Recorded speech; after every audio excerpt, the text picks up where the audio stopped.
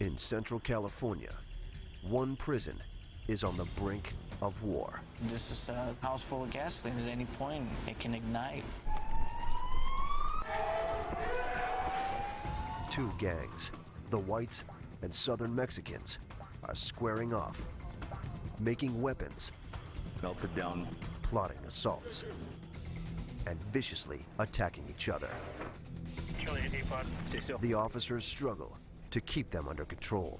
Open cell 217! Open cell 217! But this prison is dangerously overcrowded. 120 violent criminals live in one room without a single cell wall to separate them. Oh man, this place is messed up, man.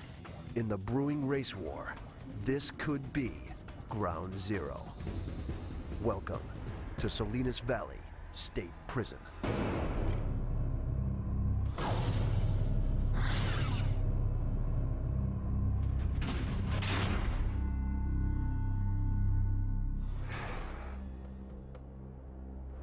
In one of California's most dangerous prisons, on one of the state's most violent yards, an inmate has just been stabbed. Escort! He is white. His two attackers are Hispanic. Let me have your shoes. They waited for the perfect moment to strike. Few officers were around, so the Hispanics could do the most damage. The white inmate has wounds on his chest, back, and hands. The pepper spray used to stop his attackers burns their eyes and skin. But they'll endure anything for their gang, the Southern Mexicans. Officers estimate 70% of criminals who enter Salinas were in gangs outside prison. Inside, they take it a step further, merging with gangs of similar ethnic backgrounds and forming massive racial armies. The gangs are notorious for their violence. Officers combat nearly 200 attacks each year. Today's stabbing took place on Sea Yard, the gang's main battleground. It's under the command of Lieutenant Joseph Celaya. This is a very violent yard. I think at one time, we were the most violent yard in the state of California. There are 4 yards at Salinas, labeled A, B, C, and D. But C is the most violent. The surrounding housing units hold a volatile mix of level 3 and 4 inmates, the 2 highest security rankings. This dangerous combination gives gangs the manpower they need to wage war. From level 4 generals who call shots from the cell blocks, to level 3 foot soldiers who carry out orders. Now, all the generals and soldiers are on the ground. Officers ordered them to get down seconds after the stabbing. Violence is an everyday occurrence here, but today's attack is different. Look at the camera. The Southern Mexican inmates struck across color lines and stabbed a white man. Clear confusion right there. It alarms all the officers. In most cases, if a violent act occurs, it's usually within the same race or the same gang sect. But since this actually crossed over gang ties and racial ties, that puts us more uneasy because now it involves whole populations. The stabbing is the latest sign that Southern Mexicans and whites are on the verge of war. Staff discovered 6 weapons on inmates in the past week. Officers suspect they're arming themselves for a bigger battle. All the Southern Mexicans now, are they going to assault the other white inmates? We don't know that. Are the whites going to retaliate on all Southern Mexicans? We don't know that. We don't know if it's going to be ongoing. We don't know if it's going to be isolated. Officers form a human barrier between the different gangs. The inmates segregate into 5 ethnic groups: the Southern Mexicans, the Northern Mexicans, the whites, the blacks, and the others, which includes Asians and Native Americans.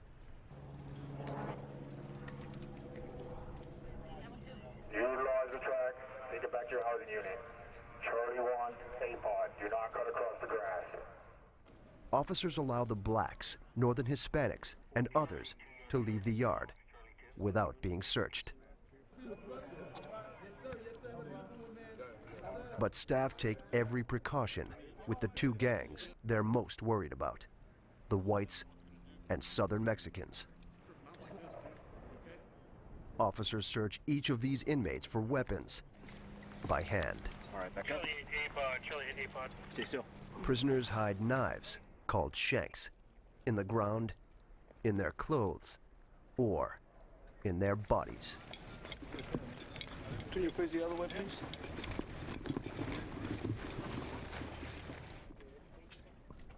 Officers handcuff all 130 inmates, then physically escort each one to his housing unit.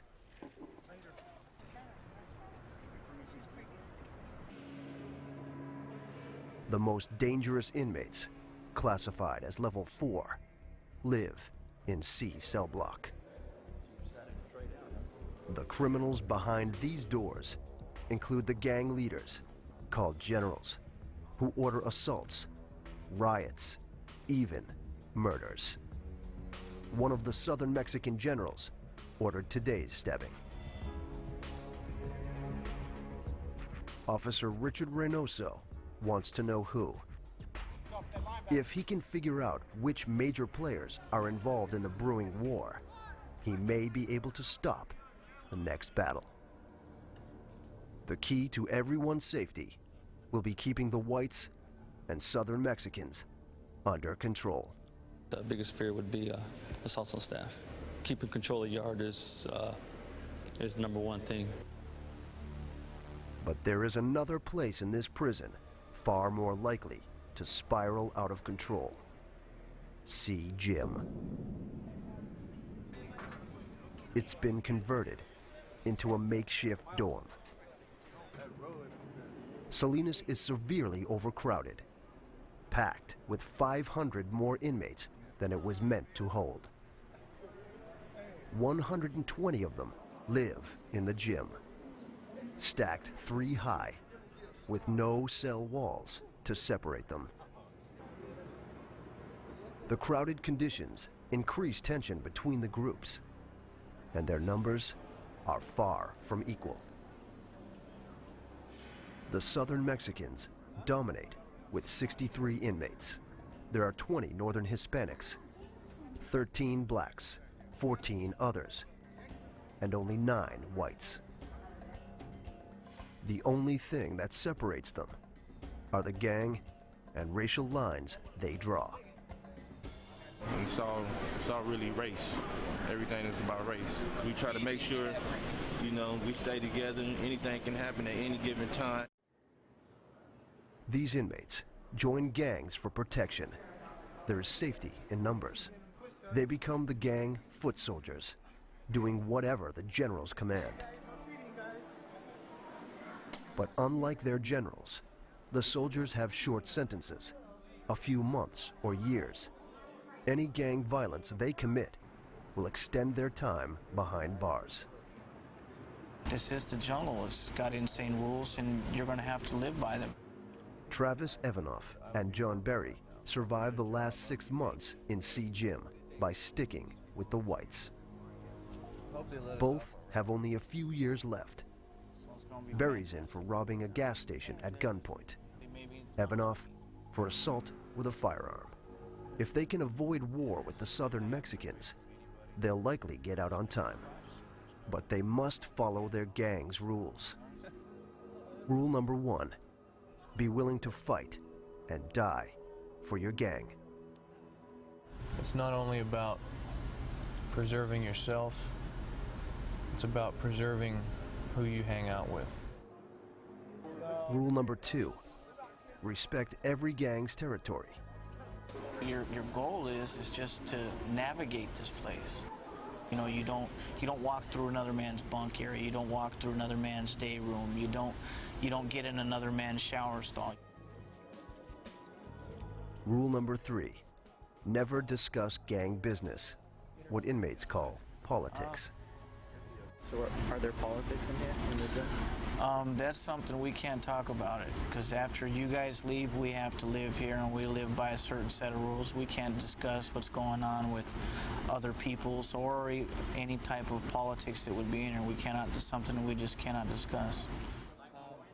Even if it could save their lives. In the gym, the Southern Mexicans outnumber the whites by a ratio of 7 to 1. This is it. What you see is what you get. This is our group. You know, The whites occupy 3 bunks in the middle of the gym. The Southern Mexicans surround them.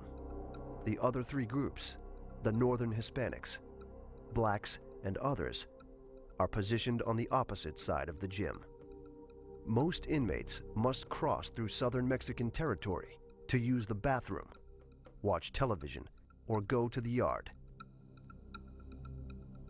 The whites are trapped in a battlefield where they can't win. And Berry and Evanoff suspect their generals are plotting retaliation for the stabbing.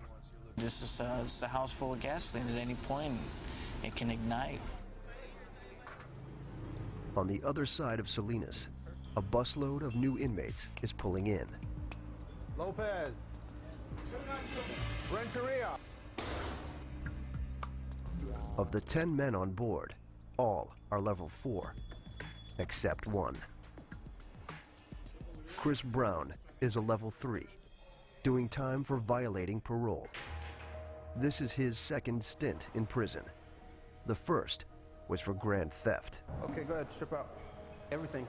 Full Monty. An officer orders Brown to strip to make sure he isn't hiding weapons on his body. Turn around. Squat cough. Or inside it. If an inmate has a weapon in his rectal cavity, a common hiding place, he won't squat and cough because he'll be stabbed internally. Brown, who has just turned 21, thinks he can handle this prison. When I hit the yard, I know exactly what to do. I ask little questions here and there to see how this prison is ran. He talks tough about what he will do and what he won't. Can't nobody dictate who you talk to and who you hang around with. That's one thing they can't do. But he's a stranger here and doesn't know what lies ahead. Shower shoes, which I'm gonna put right here. I never heard about this prison exact, but I hope it's all right. Man, I just can't wait to get a cell and call it a day. But Brown isn't heading to a cell. His new home has 120 dangerous inmates, and it's hovering on the brink of war. Brown! Coming out! Two officers lead the new inmate to C facility of California's Salinas Valley State Prison.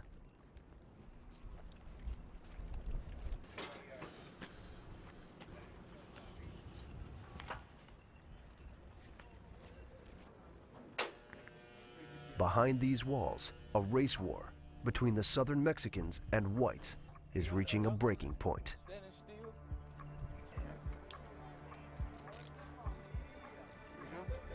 Chris Brown enters his dorm, a converted gym. What's happening, homie? Okay, cool. Brown's white jumpsuit broadcasts that he's new. Hey, I just came to visit, that's it, homie. He scans the sea of faces for one thing: other blacks. Hey, where my people at, man? He knows that the safest place for him is with his own race. Straight this way. Brown makes his way to the back corner and is assigned bunk. What's happening, homie? Excuse me. He gets a mattress, one bag of personal belongings, and some sheets. But Brown didn't expect to be sleeping with 119 other criminals. Man, I thought I was gonna go to some cells, man. His world is now reduced to the bottom bunk. Man. As he gets settled, other black inmates gather around him. Bakersfield. All right, strollers. With no bars to protect him, Brown knows his survival depends on these men. Nobody in here from Bakersfield? With each introduction, Brown identifies himself by his gang, the Crips. What's up, homie? Crip, Stroller Boy Crip. Bakersfield. From Stroller Boy Crip, Bakersfield. What's happening, homie? Crip, Stroller Boy Crip. Bakersfield, okay. At his last prison, Brown stuck with fellow gang members. But at Salinas, most inmates band together by race, not outside gang affiliations. It's only a few. It's only like you make 13. A lot of people for the road. 13 blacks in here. The group of blacks who run with two different gangs on the streets would be rivals outside prison. What's up, friends? But with the race war escalating, their safety depends on sticking together. Brown is quickly brought into the circle. He gave you some pants already? No. Good. Where the pants at? Look. Kent, where the pants at? His bunkmate, called a bunkie, loans him a regular uniform to help him blend in. All the time. This motherfucker. Follow me over here. Handing your business? Inmates all around him are prepared for battle. Walking down the aisles like... They explain that the escalating war has all the groups on edge. We don't get to go to commissary, we don't do nothing here. Man. We barely, and when we go to the yard, we always yard down. We always got to be on our stomachs. The blacks really don't be getting into, since I've been here, they ain't really been getting into It's been like... It's personal When you see blacks get into it, it's personal. It ain't been no stabbing between the blacks and but the Southsiders and the white boys, it's always, you know, stabbing or some like that going down. But right now, they on lockdown.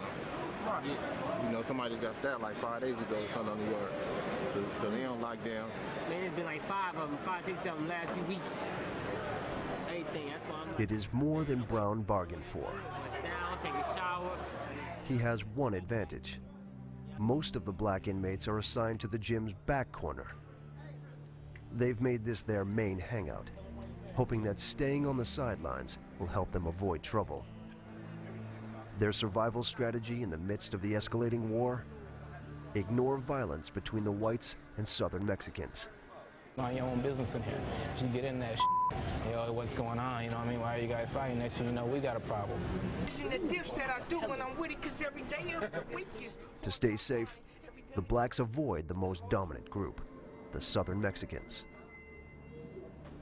This deadly gang has strict rules. Among them, no one talks on camera. It's like a secret society. A lot of people won't talk to you because the repercussions of them speaking to you will be bodily harm. But one person will reveal their secrets. The inmate who used to command them. Some call me Cholo. I don't go by that name anymore. For a year and a half, Oscar Cristales was a CER general. He's serving life for murder. I was kind of a CEO of CER, being in charge of close to 250 people. I was on my way up. With each year behind bars, he rose in rank, fighting his way to the top with stabbings and assaults. But when Southern Mexican leaders told him to have his middle school teacher killed, Cristales refused. The Southern Mexicans now have a hit out on him. I was blinded, and it took me many years to see that. Now he lives in protective custody, away from the gang life he knows so well. Everybody was required to get up at a certain time, 5:30. You can't miss chow. In case something happened, you were there. CR was run as a military camp. When it was time for war, the orders came from his cell block. The generals would send messages into the gym in forms of kites or notes. They would be hidden in many places. They would be taken in and they would have to be read by the person who is the voice for the gym.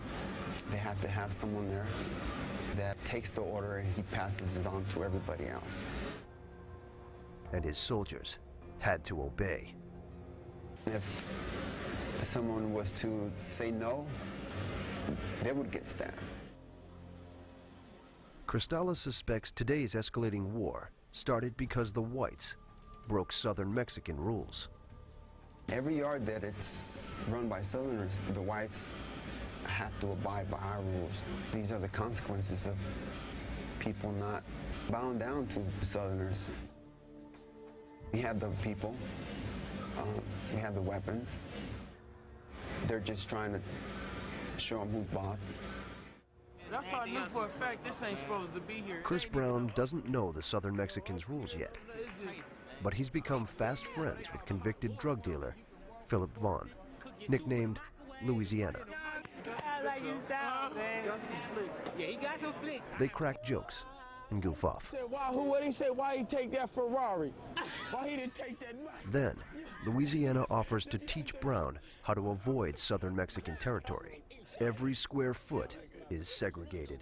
These first desks, the first 5. 1, 2, 3, 4, 5. It's only ones we mess with. Okay, we don't go the first 5 desks. You know what I'm saying? You only mess with these right here. The rest of them, you know what I'm saying, down in the remainder, is the Southsiders and the whites. You know what I'm saying? Excuse me, see? You know what I'm saying? Damn. Brown could be stabbed for using the wrong toilet. Okay, this right here, this is what I'm saying, the sinks, we can brush your teeth, wash your face, you know what I mean? If it's an emergency, you need to use a tool, number 2, that's what's for. But we use number 2s on all those right there, in that whole row. Pit stools, the 4 stools, emergency, it could be this one, you know what I'm saying? The sour area, you know what I'm saying? This one's ours right here. This one's right here. The other one up there is for the Southerners and whites, but this is ours right here. This one, if nobody's in line for that one, we can use that one. The most important rule, never walk through Southern Mexican bunk areas. If Brown does, they'll suspect he's going to attack. Everybody right here. We don't walk straight through the day room over here, man. It's just you cut off right here. When you come through from over here, cut through right here. That's day area. This is us right here, man. And there is one place that terrifies Louisiana. It's right here. Sea Yard. He refuses to go outside. That's a yard. That's our yard right there. That's the yard we go through. I don't with it though. That's our yard right there. That's the 1 yard. This is 2 yard right here. You know what I'm saying? You feel me? Nah, I'm good, man. The brewing war could spark widespread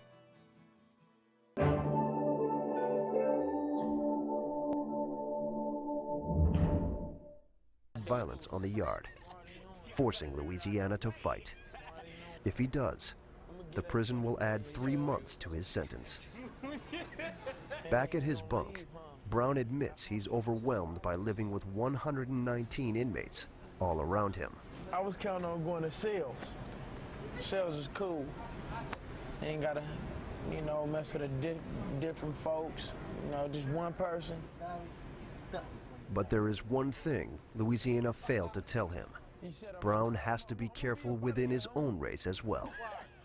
Like all gangs, the black inmates have a hierarchy, and Louisiana is near the bottom.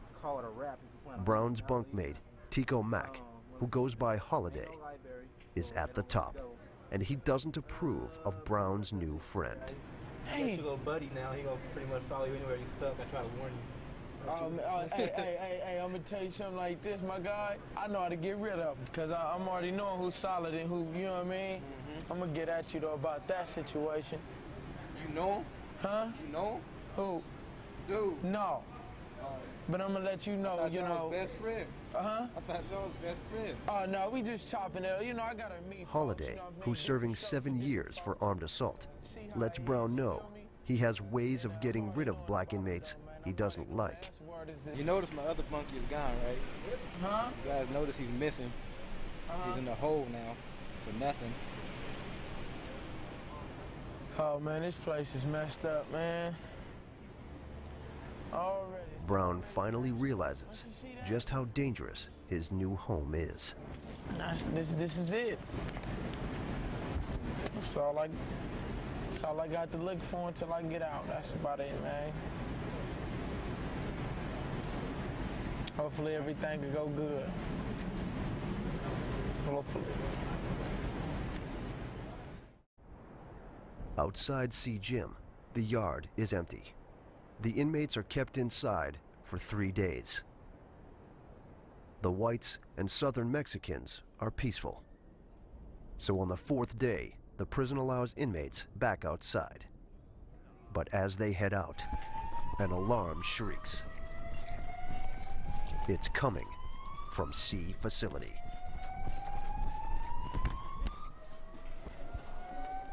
All the way down.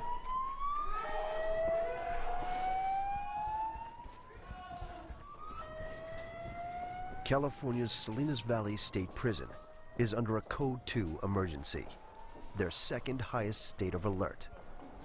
Officers rush to C Block, but when they get there, it's over. 2 whites jumped 2 Southern Mexicans on the walkway outside their cells. They struck as soon as the cell doors opened, as the inmates walked to C Yard. It was the whites' best chance to retaliate for last week's stabbing.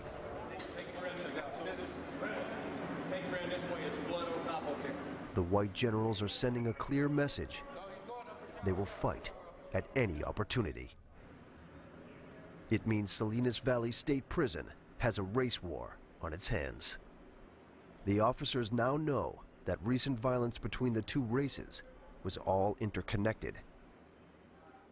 The past few weeks, we've had some major issues going on between these 2 races in the prison system.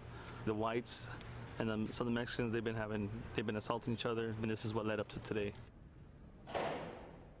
To stop the attacks, officers put C facility on lockdown. Inmates are confined to their cells and bunks 22 hours a day. But the isolation won't stop 2 warring gangs.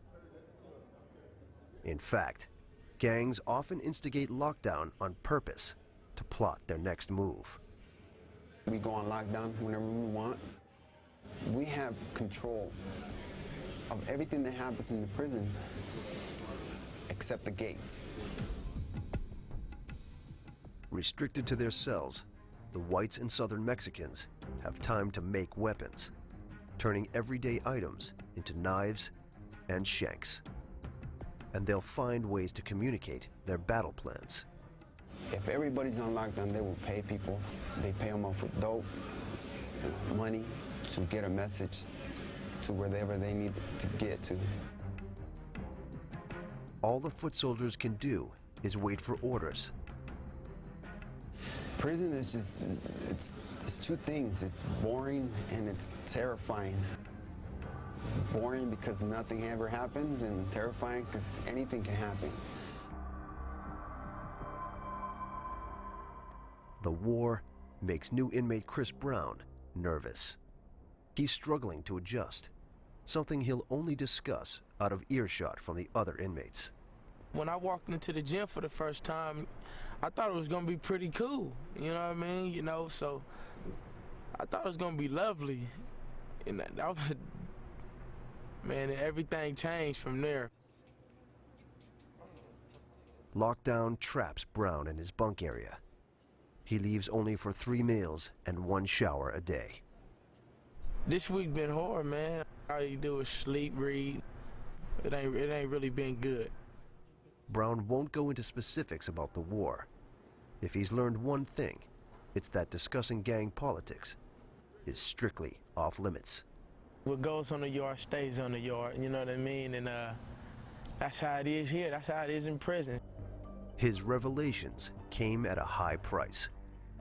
In his short time here, he's already made a terrible mistake. I did a little something I shouldn't have did already.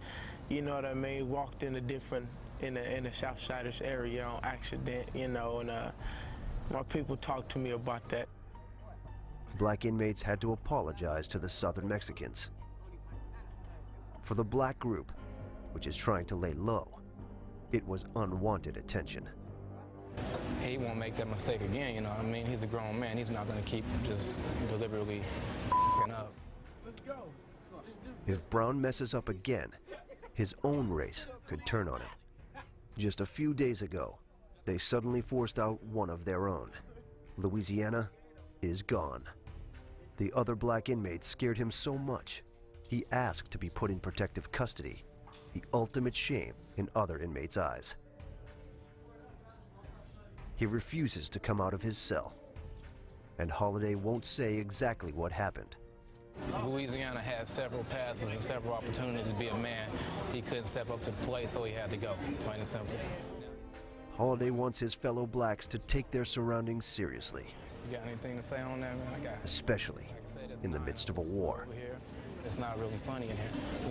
We might crack a joke and everyone laughs, but as far as walking around giggling like an idiot, you can't do that, man. You see, something's gonna happen to you. I'm gonna stop right there. Yeah, I'm gonna stop right there. Get that head crack wide open. Brown says he's ready to fight. We gotta stick together. That's what we gotta do. If it's three of us, if it's gonna happen, it's gonna happen. But we soldiers, man, we gonna go out right. You know what I mean? But the soldiers of C. Jim are up against another powerful group, the prison's Gang Investigation Unit. So you know who's who. Officer Reynoso gave them a lead that may help stop this war from escalating. All right, guys. He's learned high-ranking gang members in 2 cells may be making weapons for the warring gangs. One cell is white. The first target's going to be inmate Smith. The other is Southern Mexican. The team gathers to prepare for a raid. Then let's get ready to move. The inmates could become violent, using weapons against the officers, but it's the best chance the team has to stop the next battle. They'll go in at 0500 hours. Before sunrise, the gang investigation team gathers outside C facility of California's Salinas Valley State Prison. They need to catch the white and Southern Mexican inmates by surprise before they dispose of weapons or drugs. They sneak into the Southern Mexican cell block. But the inmates hear them coming. He's flushing. Crack it. Go. Down! Officers cut the water supply Down! Push it on! and blast in pepper spray. Within seconds, the inmates relent. Open cell 217! Open cell 217! Stay right here. I'm going to do one at a time. Okay. You search the other tier. Officer Lisa Zoracek investigates the toilet where the inmates were trying to ditch contraband. The item could be written gang orders, a weapon, or drugs. There's only one way to find out. What appears to be something wrapped with either white string or white paper, so not exactly sure what it is. It feels hard, like it's metal. Oh yeah, sure enough. It's a weapon, wrapped in paper. The inmates sharpened it on the cell wall, evident from scratch marks. Could do some serious bodily damage, can even kill somebody. And that's not all she finds. You can tell that they got started on trying to dig. The Southern Mexicans carved out the wall to make a hiding place for weapons or drugs. But the officers stopped them before they could fill it in with a paste made of soap. The white gang cell is next. Do it now! The team catches inmate Wayne Smith and his cellmate completely off guard. They have no choice but to follow orders. Gang unit officers Stacy Henley and Paul Rivera turn the cell inside out.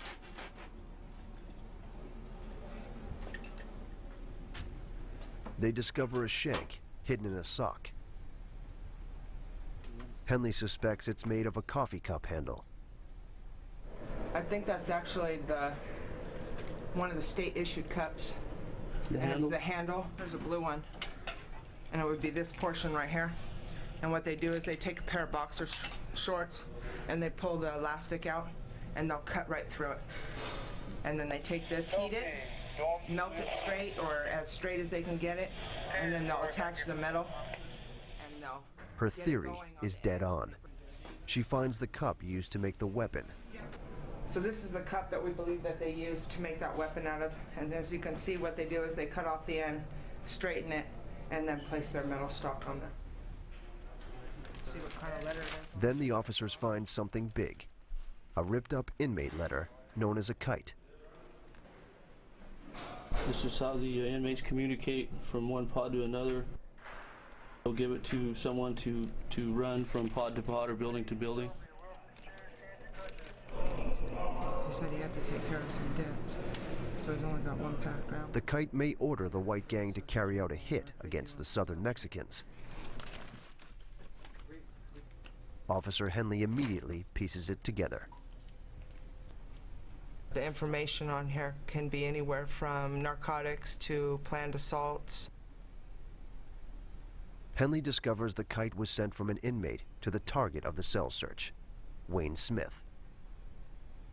I'm in a dilemma, and I could really use that tool because I already promised them to Kenny. The writer promises Smith drugs in exchange for a weapon. It means more whites may be armed, and Smith, an influential white gang member, isn't about to say who. I have nothing to say about that one. Smith is serving 200 years for 8 counts of armed robbery. He's being held for questioning in a 3-by-3-foot metal cage. Smith's been in C facility for nearly a year and on lockdown for all but 2 weeks. The idle time has put him on edge. It goes on for 6 months, 8 months, a year, and then going into 18 months. It's, you know, it's hard not to have tension in there all the time. The foot soldiers heard about the cell raids, and no weapons could already be in the gym. They're trapped, restricted to their 5-by-6-foot bunk areas. As you can see, we're on bunk status. We're confined to this coffin-like space. Idle hands are no good in this place. You get idle hands, you start thinking about stuff. And if you start thinking, your mind drives you crazy. John Berry and Travis Evanoff worry the next battle in the war will involve them. Well, everybody in this gym has a date. A few months to the house, maybe a year or two, where the people on the yard are lifers. They're never going home, and this is their world. This isn't our world, we're just visitors. If they fight for the whites, their sentences may be extended. If they don't, fellow whites could assault or stab them. Just have to actually pray and hope that nothing's going to happen in between now and then, and it's going to keep us in this up prison. Okay, today's briefing is going to be on the search of C Gym. Lieutenant Joseph Celaya and his officers know the gym is one step away from exploding. If the inmates have weapons, the officers have to find them fast. Celaya's plan: search every square inch of the gym. But the inmates will outnumber the officers by a ratio of 6 to 1. Just be aware, those guys are not in cells, they're walking around, so be extremely careful. We're going to put them onto the yard, give them gun coverage, and then we'll go in mass and search that gym and clear it. Richard Reynoso and 20 officers enter the gym at 0600 hours. It's a rude awakening. Nearly all the inmates, including Chris Brown, are still sleeping. Man, they woke us out of some good-ass sleep. That's what they did do. Outside, officers order the inmates to strip. They inspect each item of clothing, focusing on the waistbands, a common place for inmates to sew shanks. Then, officers wave a metal detector over their stomachs and lower backs to see if they've inserted weapons into their rectal cavities. Go and get your clothes and get dressed. Down on the line. Staff clear all 120 inmates and line them up. They'll be here for the next 2 hours.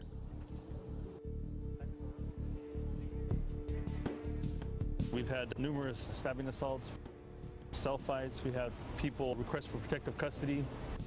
And when they were protective custody, they gave up information where weapons were stored. So that's part of the reason why we did searches of the gym. The officers hit pay dirt. They discover 3 shanks made of a toothbrush, a coffee mug, and broken bunk parts. Any of them could kill an inmate or an officer. It appears Brown's initiation is complete. He now understands Salinas Valley State Prison and their strategy to survive. But tonight, all the inmates may be sucked into the race war because the battle is about to begin. As night falls at California's Salinas Valley State Prison, the gym is seemingly normal, with inmates reading, listening to music, and watching television. But that ends as soon as our cameras leave. At exactly 8 o'clock, as 4 whites gather for the season premiere of their favorite show, Prison Break, 20 Southern Mexicans emerge from the bunk areas and attack. Other white inmates see the riot and rush to help. But they manage only a few punches before they're knocked unconscious. The Southern Mexicans are armed with crude shanks and batteries they swing in socks. Now, the whites' bunks are stripped bare. For their own safety, they're in administrative segregation, known as the Hole. This is Salinas Valley's most secure unit, where inmates are locked in their cells 23 hours a day. The whites wear handcuffs wherever they go, and are only allowed to talk to us from inside metal cages. John Berry remembers only bits and pieces of the riot.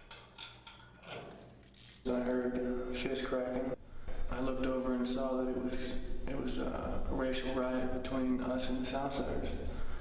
And so I ran over there and got involved to try to help out because there was so many of them and there was so little of us. I had to try to help out as much as I could. All 9 white inmates were badly beaten. I got a black eye, some knots on my head, and I was stabbed twice in my back. My ribs prevented it from going to my lung. I got hit in the head with something. I don't remember what it was. And I remember going down. That's pretty much all I remember until I woke up in the hospital. Yeah, I received a couple puncture marks on my back, right here. The riot scared Travis Evanoff so much, he'll no longer appear on camera. Officers suspect Southern Mexican generals gave the order to strike through a kite. They believe a cafeteria worker passed it to the Sea Gym soldiers just a few hours before the riot. It only lasted about 2 minutes, but 2 minutes can seem like forever when you get hit. Though violent, the riot was brief. Officers think the Southern Mexicans planned it that way. They attacked near the main door, knowing staff could respond quickly before more Southern Mexicans had to get involved. The Southern Mexicans lost only a third of their gang to the Hole, maintaining their majority and ousting the whites. I'm not thinking that any one of us was a target. I think it was just get rid of the white guys, pretty much. Berry says the whites had to defend themselves. I don't deal with stuff unless it's absolutely I have to. I've been down 6 years and this is my first violence. He lost the thing he values most, his release date. The prison added 3 months to Berry's sentence. Both he and Evanoff will likely be transferred to other prisons. It's too dangerous to keep them at Salinas. Wherever they end up, they may have to fight again. Best way to describe it would be there's different countries. Sometimes we're the big country, sometimes we're the small country. And every country goes to war.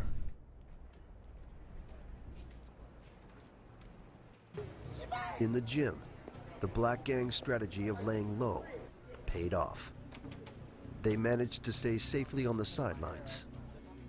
We're over here, pretty much spectators of the whole event. The white guys are gone now. It's probably for their best, for their safety right now, man. They can't be in here, dude. While that going on, it's not gonna stop. So either get them out of here or send notices to their families, you know what I mean? Because they're gonna get buried, man.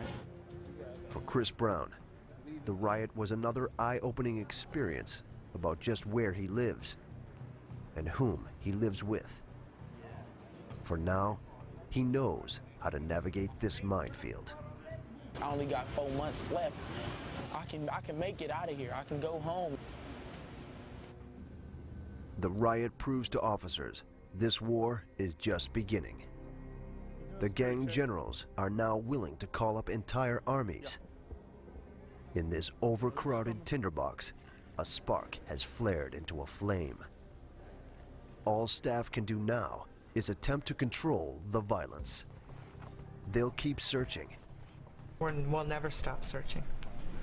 We search every day. We'll never stop searching. The generals will keep plotting. Well, how big it is, I don't know, but it is brewing. The whites are not going to stand down, and Southerners are going to keep doing it.